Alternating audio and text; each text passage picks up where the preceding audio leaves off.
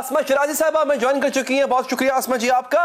जहाद मुलतवी हो गया, आप वेल इन्फॉर्म्ड हैं, इस्लामाबाद में आपको पता होता है कि कहां पे क्या चीज हो रही है। क्या हुआ क्या? ये बड़े कॉन्फिडेंट थे प्राइम मिनिस्टर, डेढ़ घंटा भी नहीं, 1 घंटा 10 मिनट के बाद कहते हैं ना मुलतवी कर दिया, इसको नंबर्स पूरे नहीं थे, कोई और मजबूरी आन पड़ी?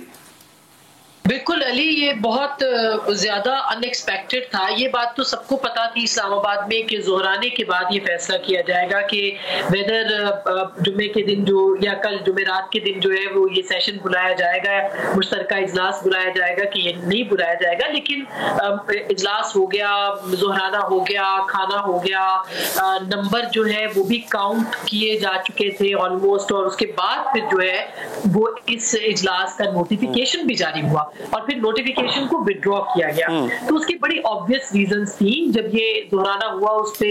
लोग वहां पे आए और उन्होंने अपना नंबर तो शो किया, लेकिन उसके साथ साथ उन्होंने रिजर्वेशंस भी बहुत शो की। मसलन मेरी इत्तला है और मैंने अपने प्रोग्राम में भी ये बात कही है कि तकरीबन कोई दर्जन भर जो अरकान असेंबली जिनका ताल्लुक पाकिस्तान तहरीक इंसाफ से था, उन्होंने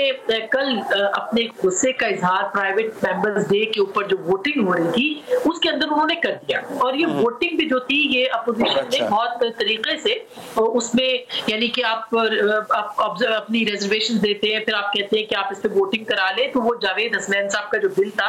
उसके ऊपर वोटिंग अपोजिशन ने डिमांड कर दी, पॉइंट आउट कर दी, और उसके बाद आपने देखा कि 117 और 104 का मुकाबला था। खैर वो एक प्राइवेट मेंबर्स डे का बिल था, तो प्राइवेट मेंबर्स बिल के ऊपर मोस्टली जो अपोजिशन हुकूमत है वो अपना बिजनेस इतने ज्यादा तरीके से, संजीदा तरीके से परसू नहीं करती, बल्कि प्राइवेट मेंबर्स जो है वो ज्यादा उसके ऊपर एक्टिव होते हैं। तो आज मगर जब ये लोग आए हैं तो इसके अंदर बहुत सारे लोगों ने, जो मेरी इत्तला है और मेरी 1-2 लोगों के साथ बात भी हुई है एमएनएस के साथ जो कि पाकिस्तान तहरीक इंसाफ के हैं,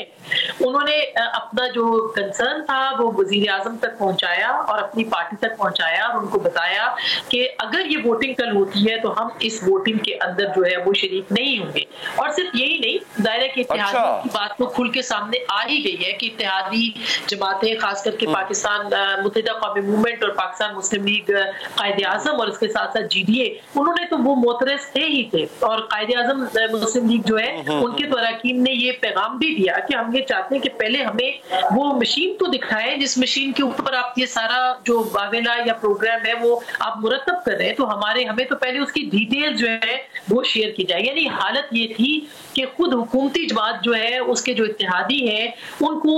पूछना पड़ रहा है कि हमने पहले पूरी तरह से एतमाद में लिया जाए, यानी भरपूर एतमाद में अपने इत्तेहादियों को भी इस मामले के ऊपर नहीं लिया गया था। तो उनके अपने रिजर्वेशन इसके अंदर मौजूद थे। और फिर जो तहरीक इंसाफ के एमएनएस की तरफ से आया, हालांकि मेरी इत्तला ये भी है